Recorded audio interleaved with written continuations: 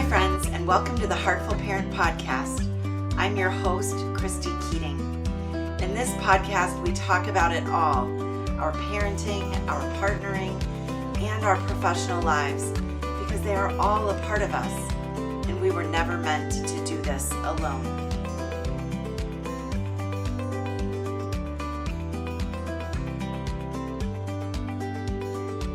Welcome back, everyone, to another episode of the Heartful Parent Podcast. As always, I am so grateful that you are taking time out of your day to tune in, to listen, and to learn. I think we cover a lot of great stuff here on the podcast, and I'm so thrilled to have you along for the ride. I'm particularly excited about today's interview because this was one of those interviews that I learned a lot from. I get to speak with so many different people on the podcast and learn so many amazing things or hear things from a new or different perspective. But every now and then there's one of those interviews that just kind of wakes me up, shakes me up, and kind of makes me think about things in a different way, or brings kind of ideas and realizations to the surface in a way that doesn't always happen when given that I've been doing the work that I do for as many years as I've been doing it. But today was really one of those interviews that just it sort of left me going, wow, right? Just wow, yes. And really thinking about some of my own habits, and as you will hear, about my relationship with my phone, and how it impacts all the other relationships in my life. So today's guest is a really phenomenal guy, and his name is Joey Odom. And Joey and a friend of his are the co-founders of a company called Aro. Joey's also a dad. And when he missed his son's first soccer goal a number of years ago because he was busy looking at his phone, he had a realization, and that was that his phone was getting in the way of his best intentions as a dad and as a husband. Since that time, he's been on a journey to change his relationship with his phone so that he can change his most important relationships in life. He and his friend, who's also a dad, Heath Wilson, started Aro to help create a new generation of intentional families. Since launching their product in October of 2022, Aro has been adopted by thousands of families across the country, helping parents model healthy habits for their kids, be more present with their families, and set their kids up for success with technology. It's a super cool product.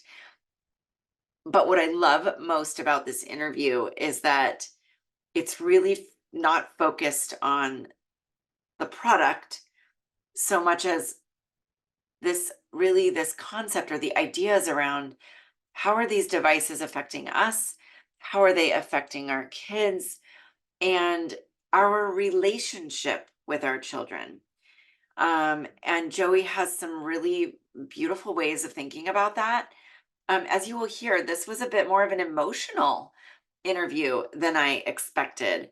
But he's got some really lovely ways of thinking about these relationships and some really practical, fantastic suggestions for how we can all, as in our family units, but also collectively, start to make some change.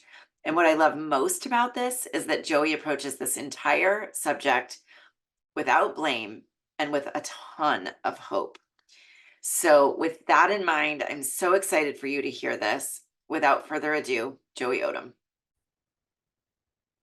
All right, Joey, I am so excited to have you on the podcast today. Welcome. Christy, so good to see you. Thank you very, very much for having me on. So you and I just had a couple of minutes to chat before we hit that record button, and it made me even more excited to dive into this today. We're talking about those devices that we all carry in our pockets, in our purses, in our cars, in everywhere. Yeah. And the challenges, and there's gifts as well, but also challenges that come up with those. But I'd love to start by asking you, how did these devices sort of become the focus of your work and how we manage them in our lives?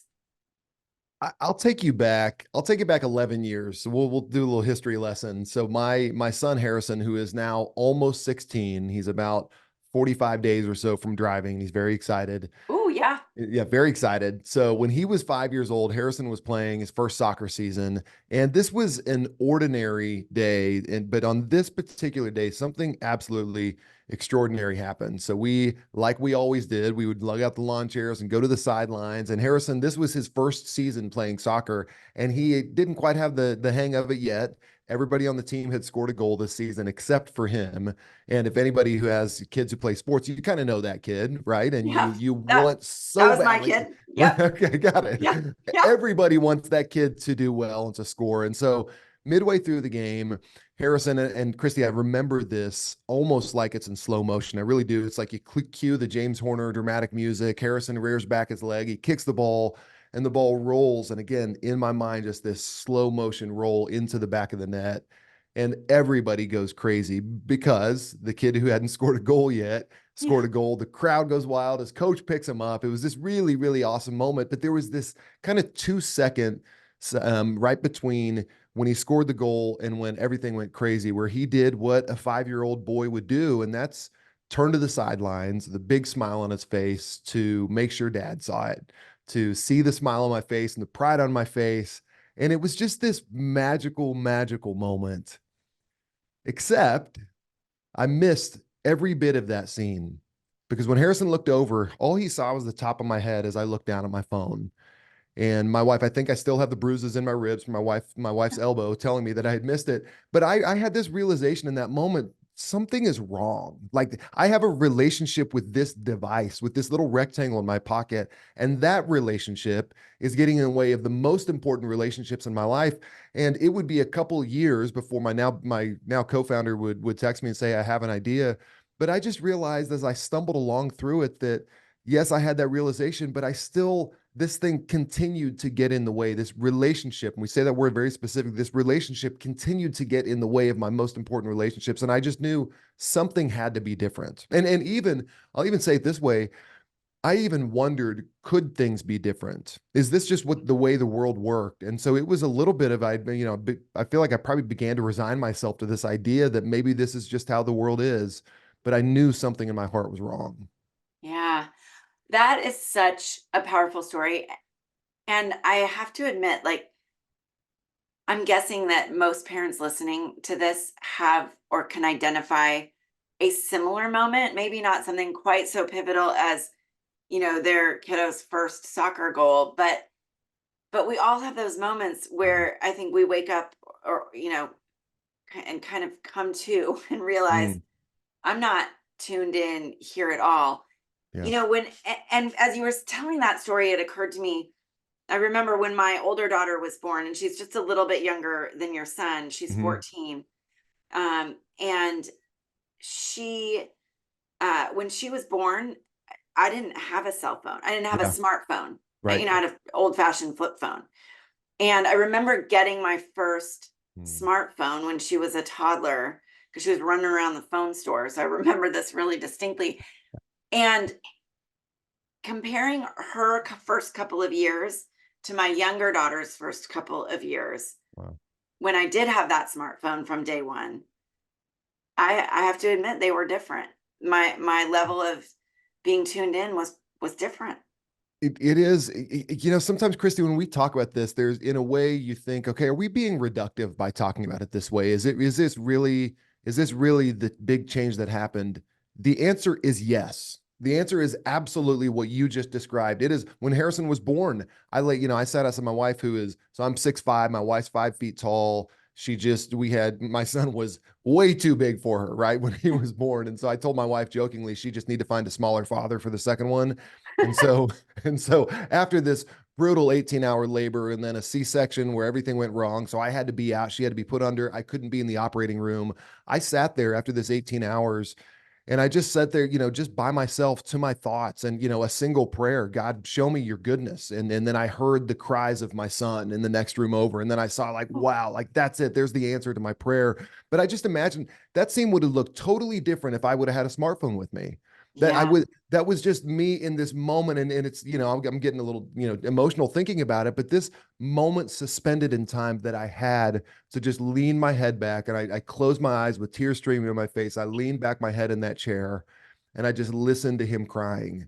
And this is everything that I wanted, was this little boy. Everything I've ever wanted was wrapped up in this little boy. And then it's just so nonsensical. This silly thing in our pockets gets in the way of all of that. And Yeah. I think the comfort to every parent out there they should know is that everybody's struggling with this. This is something that's really hard. These things are so darn compelling and they draw in our attention. And this is no demonization of it. You said they're gifts to our phones. Our phones are not a bad thing, Yeah. but these are things in that moment when they subvert our attentions. A distraction is anything that gets in the way of your intentions. If I intend to be present with my son, then the next thing I know, I'm checking the weather and sports scores and who knows what comes next. That's getting in the way, and that's not an okay thing, whether it's a smartphone or any other thing that you could place in that moment. And so they are subverting all of these things that we want for ourselves. And that is the big change. That is the big change. And we're still adapting to how the heck do we manage this technology? How do we manage this relationship? Okay, I'm going to tell another quick story just Yeah. because as you were talking about that, then that experience with your wife and the 18-hour labor and like the sitting there by yourself, Mm, and I'm going to get emotional too, but it brought me back to the birth of my second child. Um, and about 5 days after she was born, she turned blue. She mm, wasn't gaining weight. Like things were really bad. We had to call 911 at one point. And we had taken her to the pediatrician's office. And it was very quickly after arriving there that the pediatrician said, you need to get her to the children's emergency room wow. immediately. Mm, And I remember saying this, well, I forgot my phone at home. Can I run home and get it before we? And she said, no, mm, you need to get to the hospital now. You do not have time to go home and get your phone. Um, and now as you're talking, I'm thinking about that. So we were in the emergency room and ultimately she was admitted to the NICU and thank goodness she's, the incredible doctors and nurses. She is fine and healthy and mm, thriving and we made it through a really rough couple of days. But I wonder now as you tell that story how that would have looked different, how mm, my how my presence in those moments would have looked different yeah. if I hadn't forgotten my phone. Mm, Right, and wow. if I would have used that in those moments to distract and right, but as it was, I was able to be completely present, which was terrifying, but also really important. Yeah. And I'd never thought about it from that angle until you just now told that story of maybe Mm. that was a real blessing that day. And what a gift of gratitude that you can be now when you look at your 6 year old. It's a girl, is that right? Yeah, When you can look at her and you can think about that, like everything, like even when she's, even maybe when she's a little bit difficult, you can just look like I remember that day. I remember how scared I was because of how freaking deeply I love you. Like I yeah, know, and having that little moment. And you're totally right. These moments that we may numb out to ourselves, or we may, or it may just be so difficult we don't want to confront it. But those feelings are really important to feel.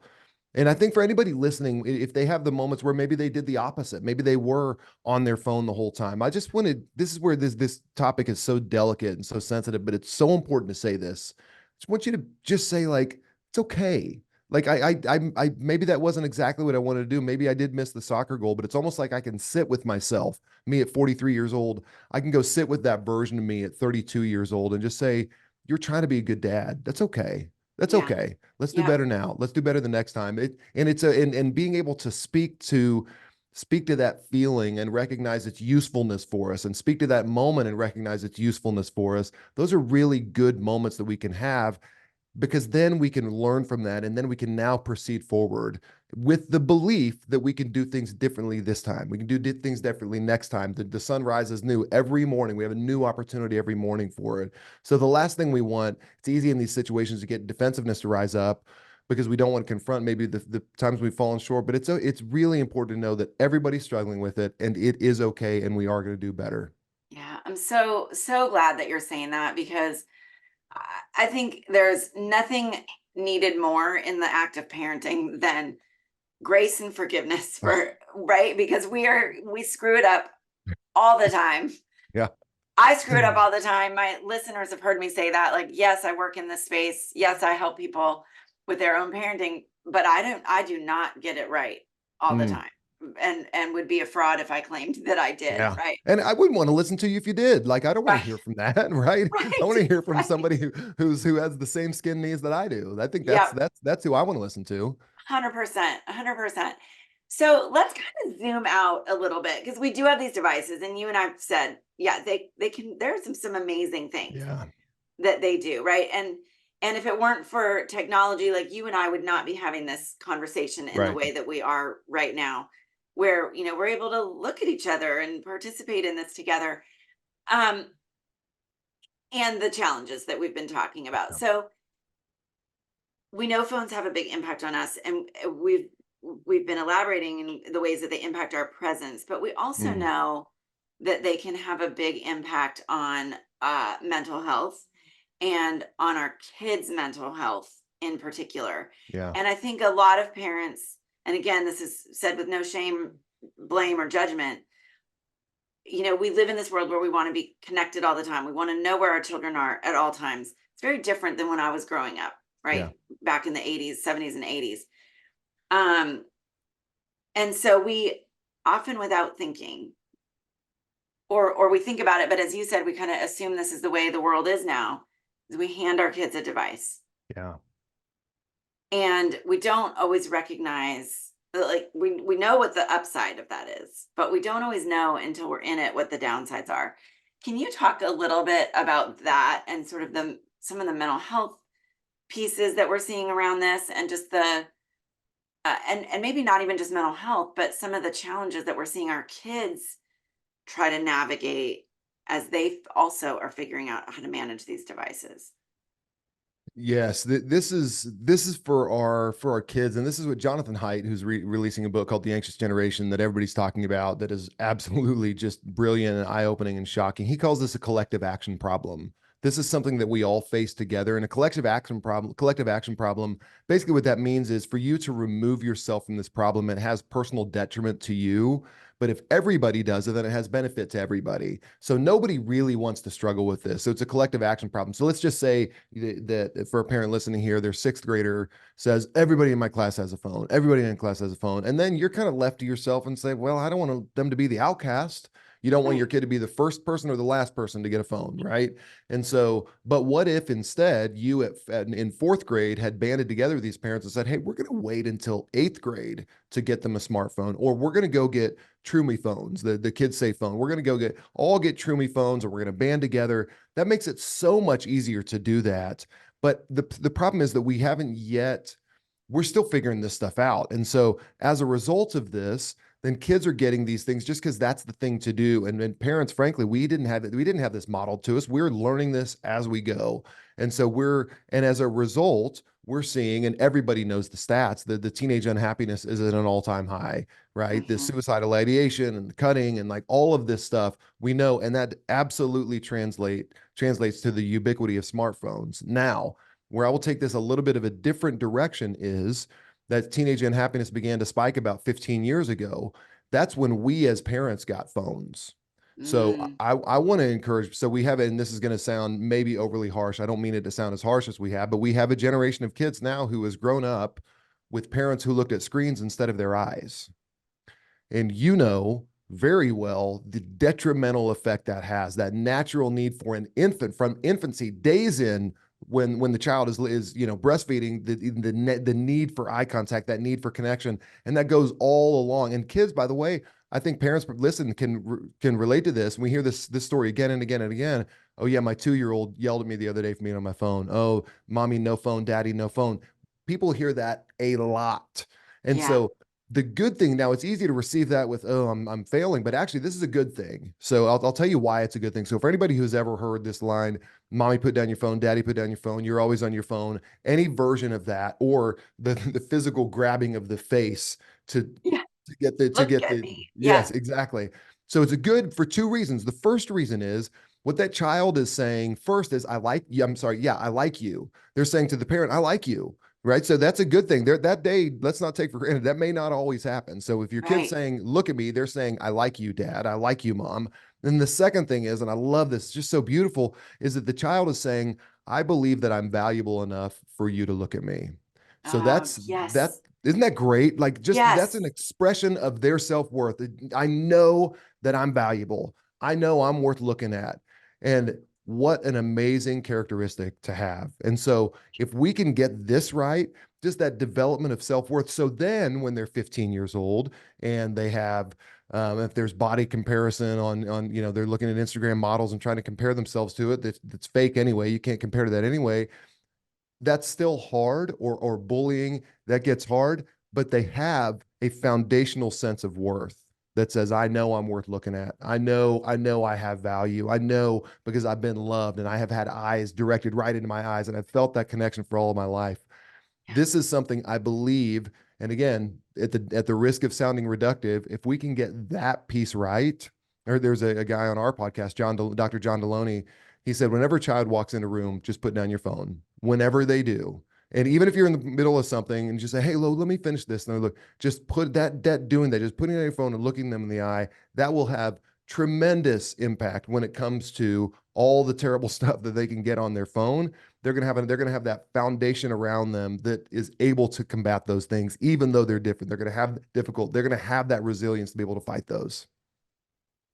I, I, I have to say, Joey, I've never thought about the mental health and anxiety challenges they are rampant with Mm, our teens, as you just said, and you and I are both in those teenage years.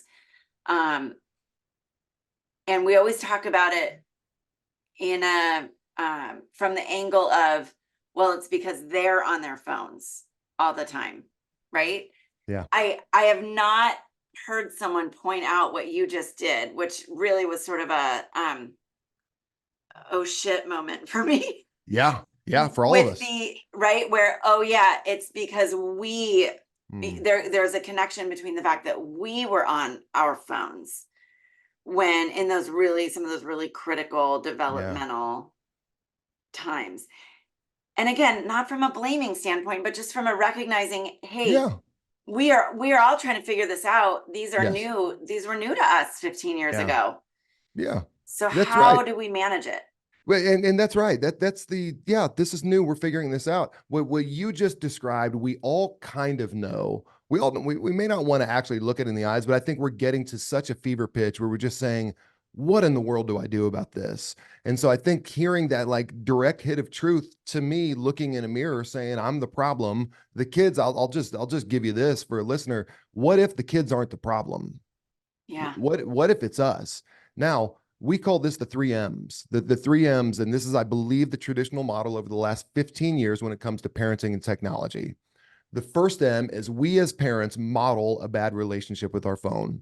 We our kids will be talking to us and we pick up our phones and look at it. Our spouses are trying to talk to us on date, we pick up our phone. We're in the middle, whatever it is, we're at the dinner table, we have our phones at the dinner table. What it is, we model this bad relationship with our phone. We give our kids a phone, and what do? They mimic what we've modeled. Yeah. But then the third M is the craziest of all, and we all do it, is that we all of a sudden get mad at them for mimicking what we've modeled. So what are we doing, Christy? You know what I mean? I mean, it's so obvious when we see it. Of course, they learn that from us. But what would Yep. happen if we modeled a great relationship with our phone? That when our kids talk to it, we put it down. When our child says, "Hey, I had a real tough day at school," you say, "Hey, let me put down my phone because I want to hear this." What if we did? What if we didn't text when we drove? What if we didn't look at emails when we drove? What if we modeled this good relationship with our phone? And then imagine this: imagine they mimicked that good relationship with their phone, and all of a sudden insert whatever great M you want. You could make magic, make memories, whatever the other cool M is. We Right. can reverse this. And I think that we as a society, I alluded to it earlier. I think we're just resigned to it to some degree. Well, phones are part of life. That doesn't mean you always have to use them. And I think that with the words we use around this is so important. We all say, and you've heard it, we all can probably can hear ourselves saying it. We kind of say it laughingly, like, "Oh, I'm so addicted to my phone." Yeah. Like we would use that tone with any other addiction. Like, oh, you know me, I'm just such a mean drunk. I'd always fly into a rage when I drink, Right. or like can't get off those dirty websites. You know what I mean? Like, but we say this almost to excuse ourselves from this bad behavior. I'm so addicted. So there's a sense of resignation. And what do you do when you're addicted to something? The first thing you do is say, I'm powerless. I Yeah. believe by saying this is not an addiction. Yes, there are addictive characteristics. I get it. Smart people will argue with me on that. But what if instead of saying we're addicted to it, we said, I have a bad habit? All of a Yeah. sudden, we're not powerless anymore. All of a sudden, we have agency over it. All of a sudden, we can change things around us with the belief. And this is where I really would love people to really recognize, with the belief that the world can look different, with the belief that our kids can actually mimic a good relationship that we've modeled to them. We don't have to get mad at them for how they use it. That maybe, just maybe, with all the science showing up that says that you shouldn't sleep with your phone in your room, that kids won't sleep with their phones in their room. I can't imagine if I were a 15-year-old boy, if I had unfettered access to the internet overnight, that would be the worst possible thing Yeah. for all the stuff that I can get into. But not only that, just the detriment to my sleep. The most effective form of torture in the world is still sleep deprivation of everything. Throw in waterboarding and all the crazy stuff you can think of. It's sleep deprivation, and Yeah. And we are allowing our kids to be deprived of their sleep. totally, I mean, every new parent knows that, right? Because that That's was the right. first time really in my life that I experienced true sleep deprivation, and it Yeah. is brutal. Oh, It's the worst. yeah. And I'm not a nice person when I'm sleep No, deprived. believe me, no. I think Yeah. my family has different names for me when I'm hungry and sleep deprived. Sleep deprived. Yeah, it's not a good scene. No, it's not a good thing. As you were just talking, I have to say the song that was playing in the back of my head was Taylor Swift's Anti-Hero, right? It's me, Yeah, yeah, I'm the yeah. high, it's me, I'm the problem. Yes. And you're totally right. I love that those three M's, the model, mimic, and mad, because you're absolutely right. And we do get so mad Mm, at our teens. And we use these phones as like uh we use them as punishment. Well, I'm gonna take that away from yeah. you. I'm gonna do. And turning around and looking at ourselves. And I also really appreciated your point that it is the only addiction that we really kind of joke about, Yeah. because and I shouldn't even use that word addiction, but like when we call it an addiction and we say, it's so funny, right? Right. Because although there are certainly many people that struggle with other addictions, Yeah. alcohol, other substances, gambling, as you said, pornography, whatever. Right. Um, this one is far more widespread. Like Yeah. the challenge of healthy management, and I'll Mm, call it that challenge of healthy management of our phones is far more widespread than those others. And so because it feels normal, I yeah. guess. Yeah. Yeah. I've never been among a group of people actively participating in an addiction together. So I'm just imagining, under a bridge of, 15 meth addicts together. Like maybe they do joke about it. I don't know. And maybe it's easier to brush off when you're part of a group that's part of that. But the thing is, when it comes to our phones, maybe we are addicted, maybe we're not. But if we are, we're all in it together. We all feel it together. And maybe that's why. Maybe that's why we're able to do that, as opposed to having the courage. And this is what's encouraging to us, and kind of what we're seeing is we're seeing thousands of families who have the courage to do something different, and then thousands of families seeing them do something different and them feeling the courage to know, oh, maybe I can do that too. And Yeah. so this is to me where it's such a hopeful moment in society, where when all might seem lost, when it seems like the kids are too far gone, when it seems like this is just how the world's going to look, I actually think we're at the most hopeful moment, because people are starting to see the impacts, and they're starting to realize that, wait a second, I actually can do something about this. And this has the most outsized impact of any other thing in any relationships we have. We're all looking in life for levers. Levers are things that require minimum input but give you maximum output. This Mhm. is that lever. You want to restore intimacy in your marriage. This is the lever. Go on a date night and ask your spouse to hold your phone. That will change the entirety of that date night. Yeah. When your child wants to talk to you, go physically put down your phone. What an amazing thing. Begin to change that relationship that you have with your phone. That will have the greatest outsized impact. We say all the time, when you change your relationship with your phone, you change your relationship with everyone around you, including yourself. Yes. Yeah. I mean, I'm like, I'm so on the same page, Joey, and yet you're describing some of these things in such a different way than Mm. I think many people talk about this. And the fact that you're coming at this from a place of hope and positivity, and that we really do have power and agency in this, I think is a refreshing approach Yeah, to this whole challenge. And even as is challenging me as we talk to kind of think through, yeah, where is my own agency in yeah, this, mm, and what can I do to change the habit, yeah, right? As you said, if we think about it as a bad habit, um because we all have somewhere in there, I would wager, something that we want to change about that relationship with that yeah, device, so that, as you said, we can change the relationship with people. yeah, I know that you talk about, and obviously the RO product is one way to help manage this, but you also share a lot of other ways that we can practically go about doing this and changing yeah, our relationships with these devices. yeah. I'd love to dig in there and talk about that in a little more detail. For sure. And yeah, you're right. We built RO because I needed help. I mean, this is akin to somebody who there are people out there who can go have the self-discipline to go run and do push-ups all on their own. And I'm the type of person I need to belong to a gym. I need a little bit more help. I don't have quite the willpower and the discipline to be able to do it on my own. And so I need some help. I need a system. James Clear in Atomic Habits says that most people think they're lazy, but they really just lack a system. And so Yeah. we created RO for the person who says, I need some help. I've tried on my own and I'm having a hard time. That's what we're here for. But when we talk about this, we have 4 practical points, and it doesn't matter whether you join RO or not for this. There are 4 practical ways that I believe you can change your relationship with your phone. And I'm using that term very specifically. The fact that we have a relationship with our phone, if we can view it through that lens and say, okay, it just that relationship needs a little bit of a change. This is adding some toxicity to my life. So let me look at the core relationship. There is so much stuff, sexual abuse, child trafficking, like online bullying, body comparison, all the stuff that can happen on there. There are a lot of ills with social media. Our perspective is let's go first. And there are so many wonderful organizations, people like you who are talking about that, who are thought leaders in that. There are a lot of people doing that. Our perspective is let's us go to the core of the relationship, and we'll try to solve that piece of it and let all the other smart people handle like all the other things that need to be handled. So on the core relationship, we have 4 ways you can change your relationship with your phone. And the first, and we call them again, alliteratively, again, these are the 4 S's. So you get 3 M's, you get the 4 S's. These four Awesome. S's these 4 S's, it begins with what we alluded to earlier. The first one is start with I. Simon Sinek talked years ago, wrote a great book called Start with Why. We say it start with I. Look at yourself, look in the mirror and say, I'm the one who can make a difference here.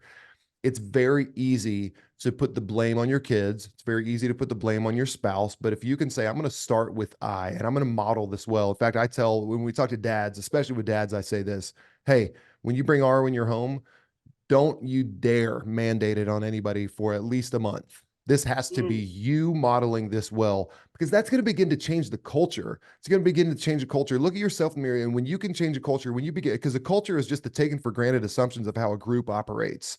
right. So if it's a taken for granted assumption that everybody has their phones at the dinner table, then it's actually going to look a little bit weird when you don't. And all of a sudden, someone's going to, wait, I kind of like dad was pretty present. My daughter, a month ago, we do highs and lows at the dinner table. She started hers. I physically turned towards my daughter, and she said out loud, she goes, "Oh, thank you for listening." And it was just because that posture, that the term RO means to notice, to turn towards, to take heed. So that turning towards, there's a real power in that. We're physically and emotionally unable to turn towards our kids and our relationships, our spouses, our partners when we have our phone. So we are physically and emotionally unable to do that. So the first one is start with I. Begin with yourself. Don't blame anybody else.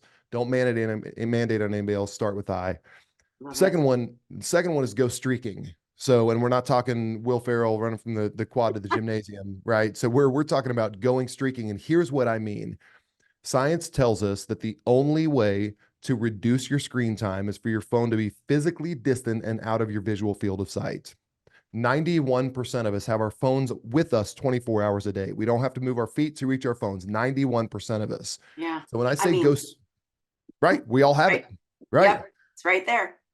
So this concept of streaking, what I mean by that is on a daily basis, spend time physically distant from your phone. Every day, I want you to start building a streak of daily times without your phone. So when you do that, that sounds so simple, Christy, but you join the 9% club when you do that. You're one of the 9% of people who didn't have their phones with them for some period of time that day. So someone would say, okay, well, how much time should I spend away from my phone? Well, everybody's on a different place in the continuum. So if you've not done that like me, this was 5 years ago, I hadn't done that, maybe since I got my smartphone, the answer for that person, I would recommend 5 minutes. Mhm. That's it. Just begin with 5 minutes physically distant from your phone on a daily basis. It has to be out of sight and it has to be physically distant from your body. And think of this also as if you're building a muscle. This is a lifelong journey. You should never stop. A 90-year-old listening here is probably doing something physical. That's because they've lived to 90. That's why I guess they're doing something physical because they've done something good for themselves. So think of this as building a muscle. Start at 5 minutes a day and then build up to about 23 to 24 minutes. And here's why that number is important. Dr. Gloria Mark at the UC Irvine, she had a study that said that it takes 23 minutes and 15 seconds to refocus after you've been distracted. So we're walking around this perpetual state of continuous partial attention. We haven't really refocused, any of us. And so build up from that 5 minutes, go to 23 minutes and 15 seconds, and then build up to an hour. I mean, the average RO user, by the way, comes in probably in that 5 minute range. And because we know the amount of time you're physically distant from your phone, so the product works that we know that average daily usage is about 2.5 hours for the Mhm. average RO user. So you're building up that muscle to do that. So that's the second one, go streaking. First one, start with I. Second one, go streaking. Third one, and this is really for your home, it could be anywhere really, is to establish sacred times and sacred places without your phone. So a sacred time could be the first 30 minutes after you wake up in the morning, no phone, or the last 30 minutes before you go to sleep. A sacred place could be it could be the kitchen table where Mhm. everybody sits for dinner, where it's just a thing. No one has, that's just a sacred time. Because what's interesting about a sacred, same thing sacred, the only thing that makes it sacred is you calling it sacred. It's Right. every sacred thing is just a common object that you've just said is sacred, right? So if you can say Right. this kitchen table is sacred, all of a sudden it becomes sacred. How about, and this is a crazy one, how about the living room couch? What if that's sacred? That's where we as a family watch movies. Our family, we love watching Jeopardy right now. Is that a screen? Yes. Are we sharing a common experience? Yes. Are we high-fiving when someone gets Final Jeopardy? Yes. We're creating this one common experience that's really, really fun. Maybe for parents with young kids, I think this is a game changer. Is what if your child's room is a sacred place where you don't have your phone? Uh, What if you determine it when it's bedtime is never with me? What a cool thing. So establish yes. those sacred times, sacred places without your phones. And then the fourth one is my favorite. And that is what we encourage people to do is to search for cues for connection. And those cues, the Gottman Institute calls those bids, the Yeah. bids that everybody's putting out. What are those bids that people are putting out? And so a bid is really a cry for connection that's communicated non-verbally or very subtly. And it could be something as subtle as this, as my wife saying, "Hey, did you hear about that new restaurant around the corner?" Well, she's not saying, I immediately think, I wonder who did the drywall there. But she's saying, no, I want you to take me on a date. That's a small bid. Yeah. Another cue could be my daughter. It could be a little bit more overt with younger kids who just say, I had a really hard day at school. Or for a 14-year-old, that's my daughter. I have a daughter who's also 14. For her just saying, like, I'm kind of anxious about volleyball, or even like less overt, like it becomes less overt. It could be my son. I could just see his shoulders are a little bit slumped. And I could say, Yeah. something's off with Harrison. I had a hard day. So when we're searching for those clues, we're looking to notice those cues. When that happens, these 6 words will change your life. When that happens, if my daughter says social studies was really hard, all I say is this: let me put down my phone. And I go physically put down my phone. So what I've done with her, it's very subtle. I'm not giving a big pat on my, pat on my back. I'm just saying, oh, let me put down my phone. I got to hear this. Let me put down my phone. Because what that signals to her is she has value, that I'm noticed, that I'm looking at her. It kind of changes the environment for her to know that I'm fully present with her. And what it really does for her is it communicates to her ever so subtly that there are 8 billion people on earth who can theoretically reach me on my phone. And Gianna, right now, you're more important than every single one of them. So again, Yeah. what does that do for a 14-year-old girl, a 14-year-old girl's sense of self-worth? What does that do, like I said, for intimacy in a marriage? What does that do for a young man who wants to become a good man? All of those things we can do, and it begins to trigger. And so then here's what's really cool. And then when you begin to normalize all these things where you change your relationship with your phone. Let's say my daughter, when she's 17, goes out on a date, or 35 when she goes out on a date, whatever. But, we're going to take our time there. And then all of a sudden, the guy across from the table is on his phone half the time, and she's trying to talk. All of a sudden, that's going to be so abnormal to her. She's going to have so much. She's going to know what it looks like to actually look in somebody's eyes, that she's going to think, you can pay for my meal and we're never going out again, because we've Yeah. normalized what a good relationship should look like, because we changed the relationship with that device in our pockets. Yeah. I mean, all 4 of those S's are so, so good. As I'm guessing many others listening are doing, as you describe those, sort of thinking, okay, so how would I do that? Where would my sacred spaces be? Like, what are the bids for connection that I need to look for? And I'm a Gottman educator. So Oh, wow. yeah, so I love that you mentioned that, because those bids can be, when we ignore those bids, it's so detrimental Yeah. to a relationship. Mm, um and the idea of, let me put down my phone. And I'm one of the things that was really coming up for me as you were talking, we have a strict no phones at the dinner table yeah. rule, and have had it for ever since we had phones. Like, that's been really, really clear. And the only exception that we make is during our weekly family meeting, when we need to review the calendar for the week, Yep. because the calendar is on the phone. um but you sort of opened up that idea, that possibility for me, of what other spaces Mm, do we need to make phone free. yeah. And I'll tell you the space that came to my mind, because you were talking about watching Jeopardy with your family. So we do a Friday family movie night every Mm, Friday, and we typically watch one movie that my 6-year-old can watch, and then we put her to bed, and then we watch another movie that love it. my teenager and that we enjoy, you know or we're loving The Amazing Race right now, so we often Ah, watch that. um and I will admit that there's a somewhat discrete set of movies that my 6-year-old can watch, right? It's not the sky's the limit for her just yet, and so mm, I've seen most of them many times yeah. at this point, and I don't always find them that interesting. Mm, Um, and so what do? I often sit there while we all watch, and my husband and I will be on our phones mm, playing Wordle, or, we're not doing quote unquote bad things, but yep. we're not present. Mm, And it's what's hitting me is that I'm missing out on connection over what we're doing collectively when mm, I'm on a second screen yeah.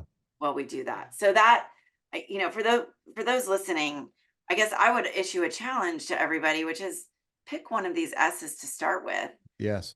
and today decide what you're going to do. And so that what I'm going to do, um, is put my phone down in Mm, on that couch. I'm going to take your advice, Joey. I'm not going to dictate it to my husband yet. yeah. Yeah. Right. But I am going to put down my phone and watch that Mm. movie, whatever it is, with Marin. I can promise you this, is that Marin's going to notice. And the reason I know that is because when Gianna was 9 years old, we were watching, oh wait, I mean, I feel the emotion come up, and I just had to choke back tears telling the story, because Chris, there's just so much emotion tied to this. Think about your sweet little girl who's 6, who's not going to be 6 ever again when she turns 7, Yeah. right? that we have this such limited time and this like beautiful, beautiful opportunity. When Gianna was 9, we finished watching a Harry Potter movie, and she turned to me and she said, "Daddy, did you know that's the first time we've ever watched a movie and you haven't had your phone?" Wow.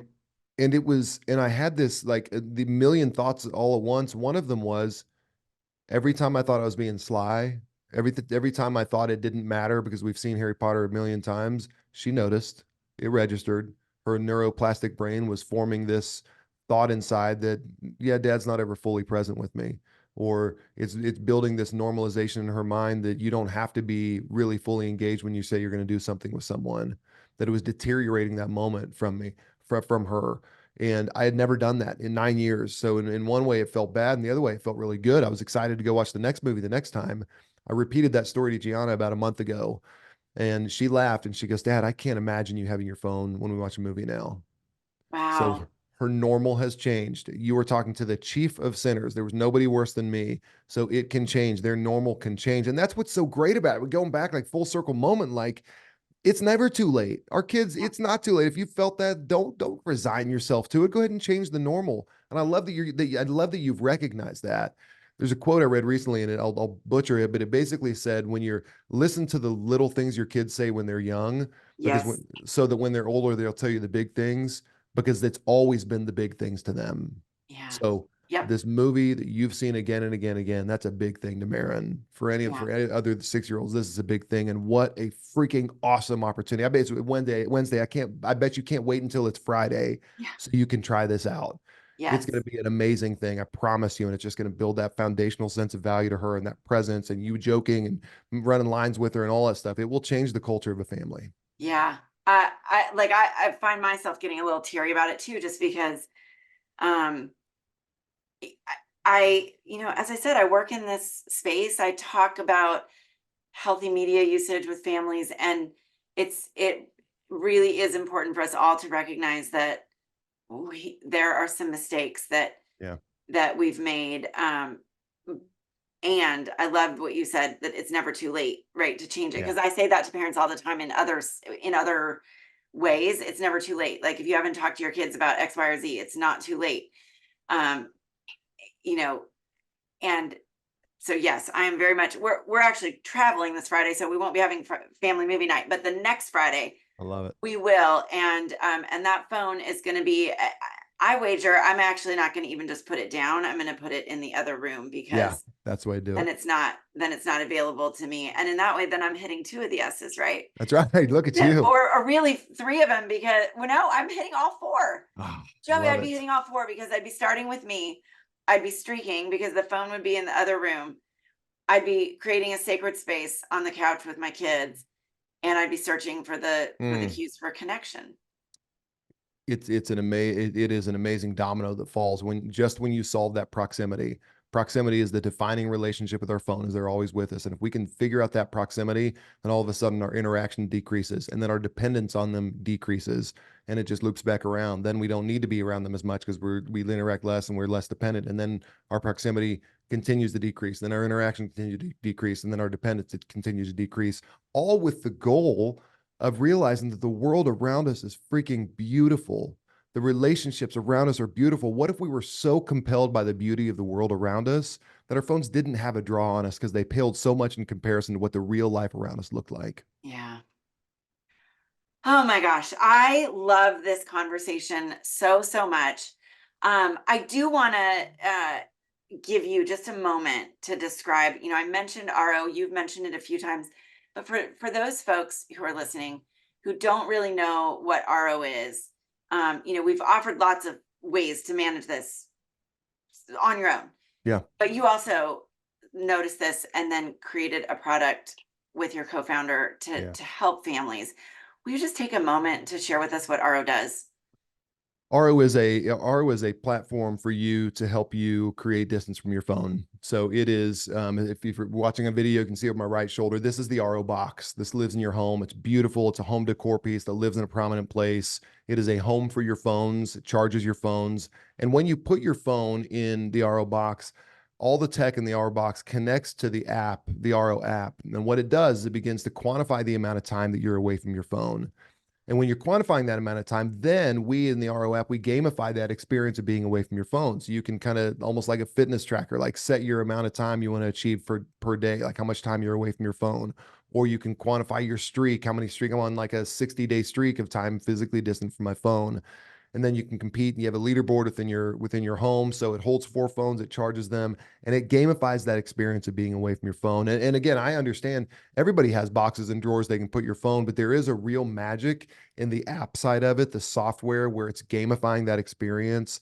Everybody, when they look, and then you can tag your sessions like a fitness app. What were you doing? Well, I had family movie night. Well, how good does that feel at the end of the year if you did 2 hours? Let's say you did 2 hours every week for 50 weeks. So there's 100 hours of family movie night. That feels really good to see your progress. And you can look back, and then what does that do? That begins to get you, that encourages you to do more of it. So the gamification in the app is key. And the physicality is really some real magic of it too, where you can say this thing, its express purpose is to usher me into presence, is to usher me into intentionality. This is the Keating's, this is a symbol of the Keating's values. This is what we do. We're present together. We put our phones down so we can interact with each other. So it's all of that combination, kind of that combination of hardware and software, that marriage together, the gamification, the physicality, all of that is, and I'll say it, and I sheepishly say this because again, I don't want to make this a product plug in any way, but this is changing lives throughout the country. Thousands and thousands of people since we launched last year, thousands and thousands of people, they are saying to us, this has changed my life. And so anybody who has struggled with it, that's who this is for. Someone who says, I want to do better and I'm not able to do it on my own. I can promise you, if you follow it like it's intended, it actually will change your life. I love it. I love that you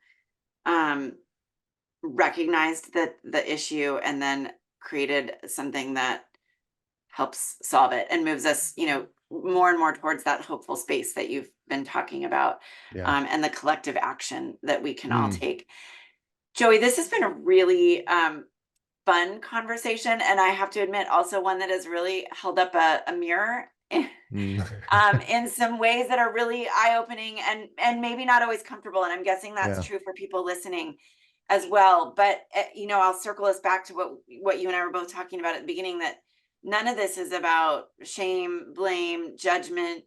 It's just about, hey, how do we move forward Yeah. from here? Which, I resonate so strongly with, because that's the approach I take in my coaching. And people who have listened to this podcast for some time have heard me take that in other spaces. So I guess the question I ask everyone today is, where do you need to move forward from here? What do you need to do to move forward? So Joey, thank you so much for being here. Thank you for, holding up that mirror and sharing with us some really great ways that we can all make some changes. Thank you, Christy. It was so great talking to you. All right. That is the end of our interview for today. And I find myself, as I sit here, wondering, what did you take away from that? Was that as sort of aha powerful for you as it was for me? I mentioned this during the interview, but I think of myself as pretty aware. I talk a lot about, safety with our devices. I talk a lot about cultivating intentional habits and really being a, media savvy family. It's something I give presentations on. And yet I have to acknowledge, as many of us do, that, and for me, it sort of goes in fits and starts. It's almost like a roller coaster where I manage my relationship with my phone really well. And then there are times when I don't. And I have to say, at the beginning of this year, I really felt like I was struggling with that habit and not in a great place with that. And so, this interview really has caused me to say, wow, there's some things to think about here. There's some changes that are worth making.